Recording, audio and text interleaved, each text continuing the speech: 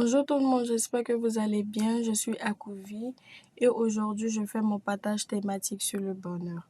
Pour ce faire, je me suis basée sur le livre de Daniel Kahneman titulé Thinking Fast and Slow. Alors voici ici présenté le plan du travail. En premier lieu, je vous ferai un bref résumé du modèle intégratif du bonheur. Deuxièmement, une brève biographie de l'auteur. Troisièmement, une présentation du livre. Aussi, je ferai un résumé du livre et pour terminer, une question de réflexion. Concernant le modèle intégratif du bonheur, retenons qu'il existe deux aspects principaux au bonheur, c'est-à-dire les émotions agréables que l'on vit et le sens que l'on trouve à nos actions.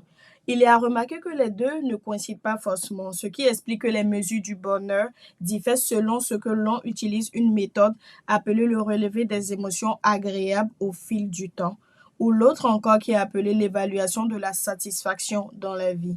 Se remémorer les souvenirs agréables et anticiper l'avenir représentent deux autres piliers du bonheur. Non pas comme une fuite dans le passé ou le futur, mais bien comme générateur d'émotions agréables dans le présent. Sans ces deux aspects, émotions agréables et réflexion, le bonheur ne peut être que bancal, coincé dans un éternel présent. Maintenant, je vous ferai une brève biographie de l'auteur. Alors, Daniel Kahneman est un docteur qui a remporté le prix Nobel d'économie en 2002. Il est chercheur principal à la Woodrow Wilson School of Public and International Affairs. Il est aussi professeur de psychologie et d'affaires publiques émérite à la Woodrow Wilson School. Eugene Huygens, professeur émérite de psychologie à la Princeton University et membre du Center for Rationality de l'Université hébraïque de Jérusalem. Passons maintenant à la présentation du livre. Thinking Fast and Slow, publié en 2011, est écrit par le lauréat du prix Nobel Daniel Kahneman. Ce livre examine comment les gens exercent leur jugement et prennent des décisions. Il s'inspire surtout de la longue carrière de Kahneman, en particulier de sa collaboration avec son collègue psychologue Amos à partir de 1969, identifiant les mécanismes, les préjugés et les perspectives qui constituent la prise de décision humaine. Ces 32 chapitres fournissent des informations détaillées touchant des disciplines allant des mathématiques au droit. Le livre a été nommé l'un des meilleurs livres de 2011 par le New York Times et le Wall Street Journal. Et il s'est vendu à plus de 2 millions d'exemplaires dans le monde. Passons maintenant au résumé du livre.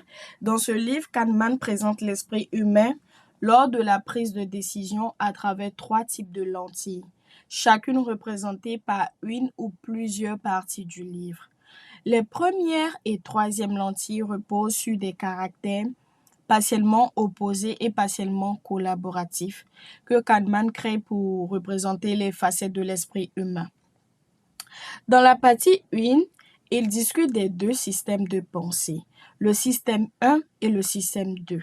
Ces systèmes de pensée comprennent la pensée rapide, le système intuitif 1, qui régit la plupart des décisions la plupart du temps, et le système de pensée lent, qui est le système 2, entre en jeu pour une évaluation minutieuse comme on pourrait l'utiliser pour résoudre un problème mathématique compliqué.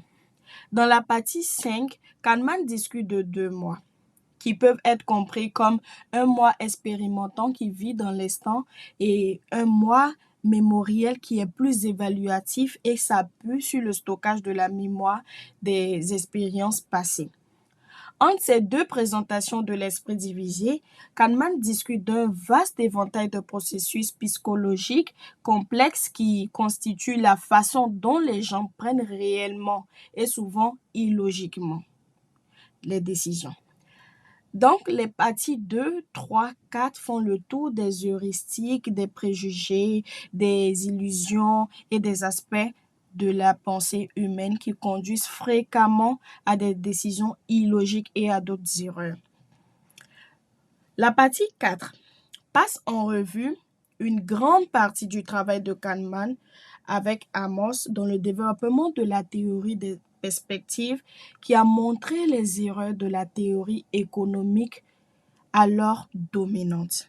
Ce travail qui intègre des connaissances psychologique dans l'étude de la prise de décision, c'est depuis transformé en économie comportementale et a influencé une gamme d'autres disciplines ainsi que de la politique publique.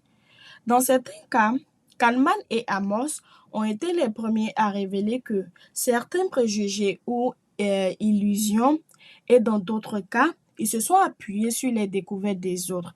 D'une manière générale, cependant, personne n'a fait plus pour éclairer les mécanismes sous-jacents aux erreurs constantes du jugement humain, ce qui est nécessaire pour prendre toute mesure corrective. Pour cela, Kahneman discute, dans une certaine mesure, des développements politiques liés aux concepts qu'il a contribué à mettre au point. Il donne également un aperçu de l'évolution du concept de bien-être humain, recherche à laquelle il a également participé activement.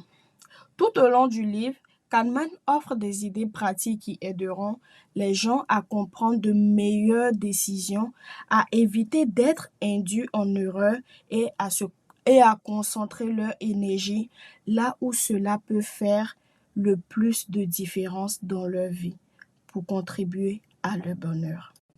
À la fin de cette vidéo, je vous poserai une question de réflexion qui est la suivante. Quel système de pensée guidera votre décision d'acheter maintenant ou bien d'attendre le livre de poche Thinking Fast and Slow? N'oubliez pas de mettre vos réponses en commentaire. Alors, c'est la fin de cette vidéo. Merci de votre visionnement. N'oubliez surtout pas de vous abonner, de liker la vidéo, de commenter en posant des questions ou en mettant des recommandations et divers. Merci.